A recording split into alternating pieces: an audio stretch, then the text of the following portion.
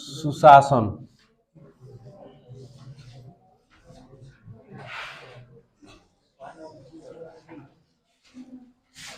Good governance a good governance भन्छ है, राम्रो व्यवस्था, राम्रो शासन पद्धति। सु भनेको शुभ। यहाँ सुन्ने, यो धेरै इम्पोर्टेन्ट च्याप्टर हो, यहाँबाट एउटा क्वेसन आउँछ, यति कुरा याद राख्नु है। म त इम्पोर्टेन्ट के आउन सक्छ त म यो के भन्छ लेक्चरको माध्यमले बुझाउने कोसिस गर्छु ल। सुशासन भनेको नि, सु भनेको शुभ हो, शुभ भनेको राम्रो, बुझ्यौ नि, सबैलाई राम्रो हुने खालको शासन पद्धति, सबैलाई मन पर्ने खालको, यस्तो खालको शासन पद्धति जहाँ कोही नहेपियोस्, यस्तो खालको शासन पद्धति जहाँ चाहिँ सबै थोकको व्यवस्था सुनिश्चित गरिएको होस्, त्यस्तो खालको शासन पद्धतिलाई हामी सुशासन भन्छौँ। अब यहाँ के भनेको छ, जनताले शासन प्रक्रियामा सहभागी भएर छिटो छरितो सार्वजनिक सेवा प्राप्त गर्ने अवस्था नै सुशासन हो। एक लाइनमा धेरै अर्थ छ। यसमा के भनेको छ भने जनताले शासन प्रक्रियामा सहभागी भएर छिटो छरितो सार्वजनिक सेवा प्राप्त गर्ने अवस्था नै सुशासन हो। सार्वजनिक सेवामा धेरै कुराहरू आउँछन्, न्यायको कुरा आउँछ, दैनिक जीवनमा हामीले गर्ने क्रियाकलापहरू प्राय जसो धेरै सार्वजनिक कुराहरूलाई उपभोग गर्छौँ हामी, तिनीहरूबाट विभिन्न किसिमका सेवा सुविधाहरू लिन्छौँ, त्यसको बारेमा जानकारी, त्यसको बारेमा त्यसमा गएर हामीले त्यहाँ के भन्छ भित्र प्रवेश गर्ने, के भन्छ त्यसलाई दखल राख्ने, त्यसको बारेमा कुनै पनि किसिमको जानकारी बटुल्ने, हामीलाई त्यसमा टेन्सन भएन, हामीलाई कुनै झन्झट भएन भने त्यो चाहिँ हामी एउटा सुशासित व्यवस्थामा बसिरहेको छौँ भन्ने कुरालाई प्रमाणित गर्छ।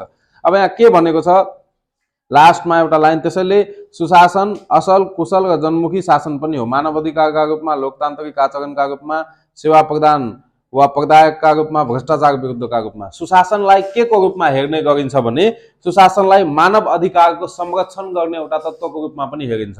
भनेको सुशासन एउटा यस्तो किसिमको व्यवस्था हो जहाँ चाहिँ प्रत्येक मान्छेको हक अधिकारलाई सुनिश्चित गर्ने काम गरिन्छ। प्रत्येक मान्छेले उसको हक अधिकारको लागि लड्नु पर्दैन, उसले त्यो आफ्नो हक अधिकार स्वतः पाउँछ। त्यस्तो किसिमको शासन पद्धति जहाँ चाहिँ कुनै पनि मान्छे जातिको कारणले, कुनै लिङ्गको कारणले, कुनै वर्गको कारणले अथवा कुनै पनि कारणले विभेदको सामना गर्नु नपरोस्, त्यो मान्छे अगाडि बढ्न सकोस्, आफ्नो उसले सत्य छ भने उसले त्यो अनुसारको सबै अगाडि बढ्ने मौकाहरू, अपर्च्युनिटीहरू पाउँदै जाओस्, उसले त्यस्तो किसिमको मौकाहरू पाउँदै जाओस्। लोकतान्त्रिक आचरणका रूपमा, सेवा प्रदान वा प्रदायकका रूपमा भनेको एउटा सुशासित व्यवस्था कस्तो व्यवस्था हो भने जहाँ चाहिँ कुनै पनि मान्छेले कुनै पनि मान्छेलाई गलत गर्न पाउँदैन, सबैले सेवा पनि गर्छ, सेवा लिन्छ पनि। सबैको मनमा हुन्छ कि मैले आफ्नो देशको लागि केही गर्नु छ, मैले आफ्नो ठाउँको लागि केही गर्नु छ, यो मेरो छेउमा बस्ने छिमेकी पनि मेरै मान्छे हो, त्यस्तो किसिमको व्यवस्था बनाइदिनु, त्यसलाई सुशासन भनिन्छ। त्यसको परिकल्पना गरिन्छ। त्यो यस्तो खालको नेपाल जस्तो जसमा चाहिँ विभिन्न किसिमका सामाजिक समस्याहरू जडवत छन्, यस्तो देशमा त्यस्तो किसिमको शासन आउन धेरै समय लाग्छ। हामी इमेजिनेसन गर्छौँ, कपीमा लेखिदिन्छौँ, संविधानमा लेखिदिन्छौँ, संविधानमा पनि छ सुशासनको बारे, त्यो संविधानलाई जस्ताको त्यस्तै एप्लाई गरिदियो भने, त्यो संविधानमा लेखेको नियम कानुनहरूलाई जस्ताको त्यस्तै एप्लाई गरेर त्यसलाई एक्जिक्युट गर्न सक्यो भने सुशासित हुन्छ देश। तर त्यो सकिँदैन, किनभने धेरै लुप होलहरू छन् हाम्रो देशमा, धेरै त्यस्ता विकृत मान्छेहरू पनि छन् जसले त्यो शासन पद्धतिलाई बिगाड्ने काम गर्छ। बुझेको बुझेनौ? त्यो बिगाड्ने मान्छेहरूको कारणहरूले, त्यस्ता किसिमका तत्त्वहरूको कारणले चाहिँ हामीहरूले एउटा राम्रो शासन पद्धतिमा बस्न पाउँदैनौँ। भ्रष्टाचारको विरुद्ध भनेको छ। अब यो सुशासन भनेको एउटा यस्तो व्यवस्था हो जो कहिले पनि भ्रष्टाचारलाई समर्थन गर्दैन, उसलाई कुनै पनि हिसाबले सहयोग गर्दैन, उसलाई कुनै पनि हिसाबले बचाउने काम गर्दैन। तर हाम्रो देशको व्यवस्थामा भ्रष्टाचार गर्ने मान्छे होस्, गलत काम गर्ने मान्छे होस्, जस्तो सुकै किसिमको मान्छे होस्, यदि उसँग अलिकति पावर छ, चिन्जान छ, अलिकति नेटवर्क राम्रो छ भने त्यो ठाउँबाट जोगिन सक्छ। धेरै जोगिँदैनन् पनि, धेरै जोगी पनि हाल्छन्। जसको साख अलिकति बलियो छ, त्यसले उसले गरेको गल्ती कति ठुलो छ त्यसको आधारमा चाहिँ त्यो जोगिने काम गर्छ। उसलाई जोगाउने धेरै तत्त्वहरू छन् जसले उसलाई जोगाउने काम पनि गर्छ। त्यसले यस्तो किसिमको शासन, नेपालमा अहिले सुशासन छ भन्यो भने के भन्छौ?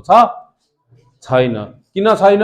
किनभने नेपालमा सामाजिक समस्याहरू छन्, भ्रष्टाचारले लिप्त के भन्छ विभिन्न किसिमका निकायहरू छन्। प्रत्येक सरकारी निकायमा, प्राय जसो हरेक सरकारी निकायमा भ्रष्टाचार भएको हामीले सुन्न पाएका छौँ, देख्न पाएका छौँ, हामीले अनुभव पनि गर्न पाएका छौँ। छैनौँ त?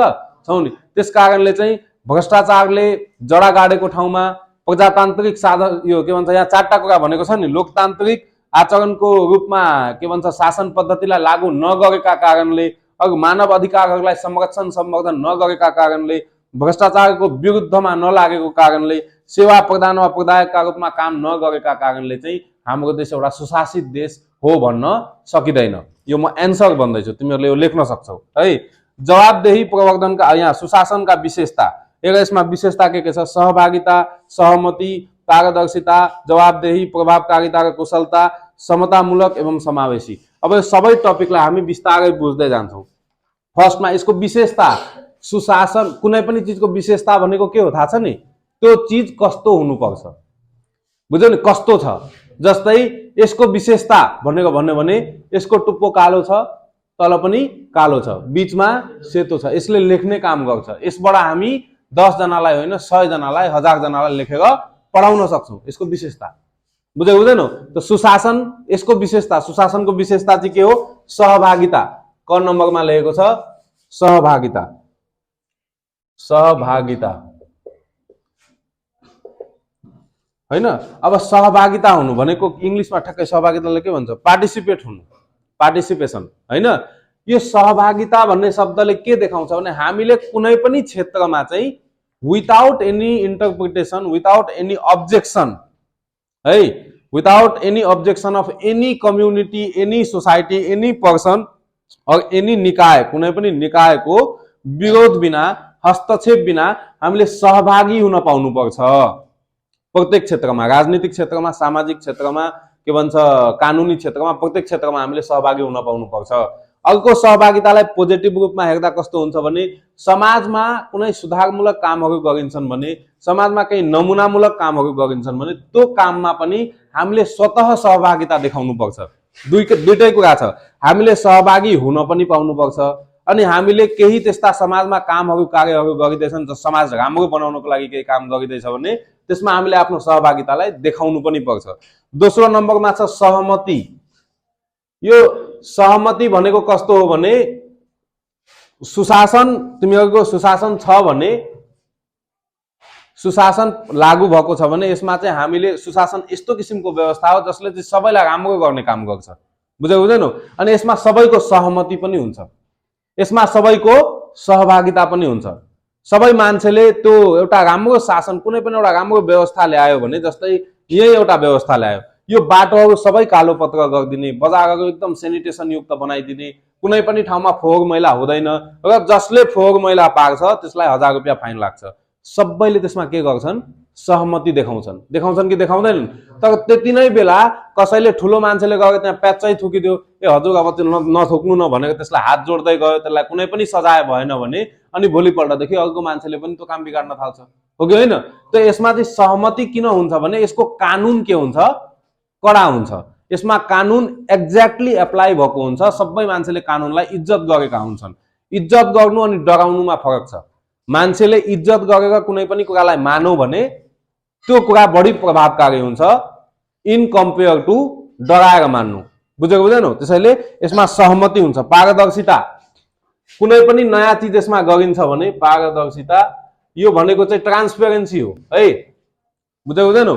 यो भनेको यस्तो चिज हो जस्तै कुनै मान्छेले भनौँ एउटा देशले, कुनै एउटा निकायले चाहिँ एउटा कुनै कानुन ल्यायो, कुनै एउटा कार्यक्रम ल्यायो, त्यो कार्यक्रम ल्याइसकेपछि त्यसले सबै थोक त्यसमा एउटा पुल बनाउने काम गर्यो अघि एकछिनको लागि, समाजमा कुनै एउटा नयाँ सुधारात्मक कार्य गर्यो। त्यो कार्यको बारेमा त्यसमा कति पैसा खर्च लाग्यो, त्यसमा कसरी त्यो काम स्टार्ट भयो, कसरी त्यो काम इन्ड भयो भन्ने कुराको जानकारी चाहिँ जसलाई त्यो ठाउँमा जो बस्छ, जुन पनि मान्छेलाई त्यो जानकारी चाहिएको छ त्यसले त्यो जानकारी एक्ज्याक्टली लिन पाओस्, त्यसलाई पनि कुनै पनि किसिमको बाधा नहोस् त्यो जानकारी लिनमा। भने त्यो पारदर्शिता पनि सुशासनको एउटा के हो? विशेषता हो। यो हुन्छ सुशासनमा, पारदर्शिता पनि के गर्छ? त्यसमा महत्त्वपूर्ण भूमिका खेलेको हुन्छ र यो हुन्छ। जवाबदेही, कसैले केही गल्ती गरिहाल्यो भने अथवा कसैलाई कुनै कन्फ्युजन भयो भने जवाबदेही, जवाबदेही, कसैले केही गल्ती गर्यो अथवा कसैलाई कुनै कुरामा शंका लाग्यो भने त्यसले त्यो कुराको जवाबदेहिता, अथवा गल्ती गर्यो भने मैले गल्ती गरेँ अथवा किन गरेँ भन्ने कुराको जवाबदेहिता पनि हुन्छ। सुशासनमा चाहिँ के हुन्छ भने कसैले कुनैबाट, किनभने मानवीय त्रुटि त जहाँ पनि हुन्छ हैन, मानवीय त्रुटि भयो भने त्यसको जवाबदेहिताको जिम्मेवारी पनि सुशासन जहाँ लागू हुन्छ, जहाँ चाहिँ सुशासित व्यवस्था हुन्छ, त्यहाँ सुशासनको एउटा विशेषता मध्ये जवाबदेहिता पनि एउटा विशेषतामा पर्छ। अर्को छ तिमीहरूको प्रभावकारिता र कुशलता। यो म लेखिन। प्रभावकारिता र कुशलता भनेको कस्तो भने कुनै पनि त्यस्तो व्यवस्था राम्रो व्यवस्था लागू गरिसकेपछि त्यसले पक्कै न पक्कै कुनै न कुनै किसिमको राम्रो प्रभाव गर्छ, बुझेको हुँदैन? र राम्रो शासन पद्धति लागू भयो भने त्यसले कुशलतापूर्ण रूपमा केही राम्रो काम गर्छ, त्यसमा कुनै पनि किसिमको भ्रष्टाचार भएको हुँदैन, कुनै पनि किसिमको भाँड भैलो भएको हुँदैन, त्यो एकदम इफेक्टिभ भएर त्यसले आफ्नो प्लानलाई जसरी त्यसले उद्देश्य तोकेको हुन्छ। हामी काम किन गर्छौं त? हामी जब कुनै पनि काम गर्छौं त्यसको एउटा उद्देश्य हुन्छ। म यहाँ पढाउँदैछु त मेरो एउटा उद्देश्य छ कि यो सबैलाई आइहालोस्। अब त्यो उद्देश्य यदि राम्रो तरिकाले एप्लाई गरियो, त्यो कामलाई मजाले गरियो, अलिकति पनि ढाँटी छली गरिएन, कमिसन खाइएन भने त्यो कामले चाहिँ त्यो ठाउँमा प्रभाव पनि पार्छ र त्यो काम कुशलतापूर्ण रूपमा हामीले गर्न सक्छौं। र यो जुन कुशलता र प्रभावकारिता छ त्यो पनि सुशासनको के एउटा विशेषताको रूपमा हामी लिन सक्छौं।